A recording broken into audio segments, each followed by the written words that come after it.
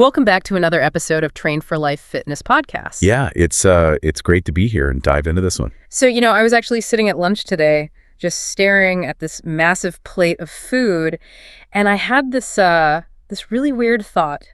Usually when we talk about fitness and nutrition, eating is kind of framed as the enemy, right? It's the calories in part of the whole equation. Right, the traditional view where food is just the load, and then exercise is the work you have to do to clear that load. Exactly. I eat the burger, I gain the calories, and then I have to go punish myself on the treadmill to burn them off. It feels like this transaction where you're just always in debt. It really does. But today, for this deep dive, we are totally flipping that script. We are, because we're talking about a concept that feels almost illegal, like a cheat code. We are diving into how the actual act of eating, so the chewing, the swallowing, digesting, is actually a form of exercise itself. We are talking about how eating actively burns calories. It does sound incredibly counterintuitive. I mean, we usually view digestion as this passive background noise. You eat, and your body just magically absorbs it.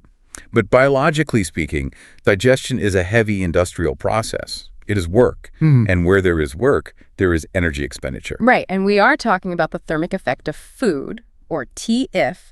Now, before everyone gets too excited and runs out to buy 10 pizzas thinking they're going to shred fat by eating them, we need to be clear about our mission today. This isn't magic, right? It is not magic, no. Yeah. It is thermodynamics. The goal for this deep dive isn't to just talk biology or give you a license to binge. It's to really understand the hidden cost of processing food. If you understand how the machine works, you can make smarter food choices without necessarily working harder in the gym. Which connects perfectly with the Lët'z philosophy we've talked about before, that whole idea of smart training, mindful eating, and not always taking the easy path. Seeking resistance, even on your plate. Seeking resistance on the plate. I really like that framing. So let's unpack the core mechanism first. Yeah, so when I swallow a bite of food, what is actually happening in there that burns energy? Because to me, I'm just sitting there on the couch. You might be sitting there, but your insides are running a marathon. Think of your digestive system like a massive factory. A delivery truck just dumped a huge pile of raw materials, which is your lunch, onto the factory floor. Now the workers have to wake up. And they have to get to work. Exactly. They have to physically churn that food in the stomach. They have to secrete acids and enzymes to chemically dissolve it. Yeah. Then they have to transport all those nutrients across the intestinal wall and into the bloodstream. And none of that labor is free. None of it. Yeah. Every pump of an ion, every squirt of an enzyme requires ATP, which is cellular energy. Your metabolic rate literally spikes after a meal because the factory is in absolute overdrive. Okay, so this brings up a concept from our source data that I found really fascinating. Because in every other aspect of life, I want to be efficient. I want my car to get 50 miles to the gallon. I want to get my work done in half the time. Efficiency is normally good. But you're telling me that when it comes to burning calories, efficiency is actually the enemy. Precisely. This is what we call the efficiency paradox. If your car is efficient, it burns very little gas to get from point A to point B. If your digestion is efficient, it burns very few calories to turn your food into body fat. Which is great if I'm a caveman wondering where my next meal is coming from. Right. Evolution designed us to be efficient because starvation was the main threat back then. But today, we are swimming in calories. So we don't want to be a Prius anymore. We want to be a Hummer. We want a gas-guzzling digestive system that wastes energy just trying to keep the lights on. So the goal is basically to figure out how to make our digestion as inefficient as possible. We want to make our bodies struggle to get the fuel. In a healthy way, yes. We want to present the body with a challenge. And the data we pulled is very clear on this. Not all foods are created equal. Some require significantly more effort from the body to unlock their energy than others. This is where the numbers get really interesting.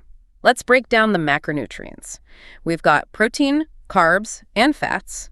In the battle for the most inefficient, who takes the gold medal? It's not even a close contest. Protein is the absolute heavyweight champion here. We always hear eat your protein, but usually it's pitched entirely about building muscle.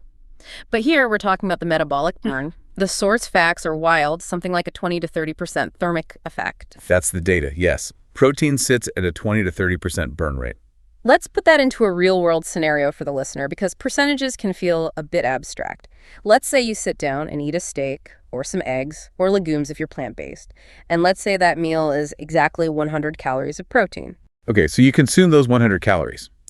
But because protein is so complex, it's made of these long, densely folded chains of amino acids with really tough peptide bonds. Your body has to work incredibly hard to unravel them. It's like trying to tear down a brick house by hand. That is a great analogy. That labor costs a lot of energy. So of those 100 calories, your body burns 20 to 30 of them just trying to digest the food. It's like an instant discount on your calorie intake. So I swallowed 100 calories, but my body only netted maybe 70 or 80. Effectively, yes. Yeah. That is the net impact. That is just wild. It's an instant tax on the calories, but a tax that actually works in your favor. And our sources mentioned lean meats, fish, dairy, and plant-based proteins all do this. They do. Protein demands work. Let's move to the middle ground. Carbohydrates. I feel like carbs get a lot of mixed messaging. What kind of burn do we get from them? Carbs offer a moderate burn. The data puts them at a 5 to 10% thermic effect. So definitely less than protein. But wait, there is a huge nuance here, right? Eating a spoonful of refined sugar has to be processed differently than eating a bowl of whole grains. Crucial distinction.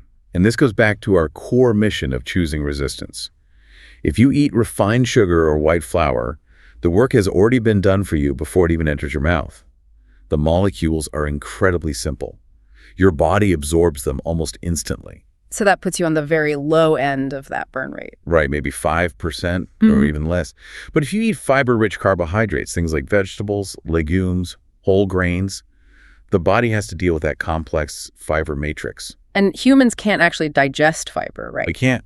So the stomach just churns and grinds trying to manage it, and all that mechanical effort pushes the thermic effect up toward the 10% mark. So we want the complex stuff. We want the struggle. We absolutely want the struggle. Now, we have to get to the macronutrient that honestly surprised me the most in our research. Fats. We live in this era where everyone is putting butter in their coffee. Fat is pitched as this ultimate clean fuel, so I assumed fat would be a massive calorie-burning powerhouse. But the data says the exact opposite. It is the opposite. Dietary fat is the most efficient fuel source we consume. The thermic effect is tiny. It's only 0 to 3%. 0 to 3%. That is basically nothing. It is negligible because fat is chemically very easy for the body to process. Why is that? If protein is a brick house that needs tearing down, what is fat? Think of it like moving a piece of furniture from one room to another. The fat you eat, triglycerides, is chemically almost identical to the fat stored on your body. To turn dietary fat into body fat, your body just has to pick it up, carry it from the stomach, and place it in a fat cell. So there is no demolition required at all. It's just transport. Exactly. It's a very easy, highly efficient transition. Because it's so chemically efficient, the body burns almost no extra calories digesting it. That is a huge reality check because it really highlights that calories in isn't just one static number. Eating 100 calories of butter is a completely different metabolic event than eating 100 calories of chicken breast. A totally different event. And honestly, this leads us to an even bigger issue than just the macros themselves. It brings up the processing issue. The battle between whole foods and processed foods. We touched on this with the carbs, but let's dive deeper. The source material argues that processed foods are essentially pre-digested, which sounds really gross when you say it out loud. It sounds gross, but it is biologically accurate. Think about a standard mass-produced protein bar or a pastry. It's been ground up, heated, extruded, chemically treated. The manufacturer has effectively done the mechanical digestion for you in a factory somewhere. So when I eat that highly processed bar, my stomach is basically on vacation. It's an absolute handout for your digestive system. Your body absorbs the energy rapidly, your blood sugar spikes, and the calorie burn from digestion is minimal. Compare that to eating a whole piece of fruit or a raw vegetable. You have to physically chew it. Right, the stomach has to break down the actual plant cell wall. Yes, and the intestine has to extract the nutrients from that dense fiber matrix. It takes a lot of effort. So to maximize this thermic effect, the actionable advice for the listener is to actively choose fiber-rich whole foods. Fruits, vegetables, legumes, things that force the metabolism to put in the work. Exactly. It's the difference between walking up a steep hill and just taking an escalator. That is the perfect analogy. And speaking of escalators, things that are just way too easy to absorb, we have to talk about liquid calories. The source material had a very specific warning about this. Yes, liquid calories are essentially the silent killer of the thermic effect. We're talking sodas, juices, and even alcohol. Right. Let's start with the sugary drinks. There is zero physical structure to them. No chewing, No churning required. It hits the stomach and swoosh straight into the bloodstream. So the TEEF is effectively zero. You are absorbing every single calorie incredibly fast with zero metabolic bonus. Zero bonus. And alcohol is another interesting one. While the body does have to work to process alcohol because it views it as a toxin, the major issue is that it halts other processes. But overall, the advice is crystal clear. Eat your calories solid rather than drinking them if you want to burn more energy. Make the stomach do the chewing. Now, moving beyond just what is on our plate, our research brought up another variable, something we do after the meal, post-meal activity. This is a simple but incredibly powerful tool. Walking or light movement after eating. Now, to be clear, we are not talking about doing heavy squats or burpees right after a huge dinner. Please don't do that. That will ruin your digestion. We are talking about gentle movement, a light 10 or 15-minute walk. Why does this actually work? Because conventionally, if I just ate a big meal, shouldn't I just sit on the couch and let my stomach do its thing? Actually, sitting stagnant is one of the worst things you can do. It keeps digestion sluggish. But if you take a walk, you keep digestion active. You help the body process the food better by engaging your muscles. It keeps the whole engine revving.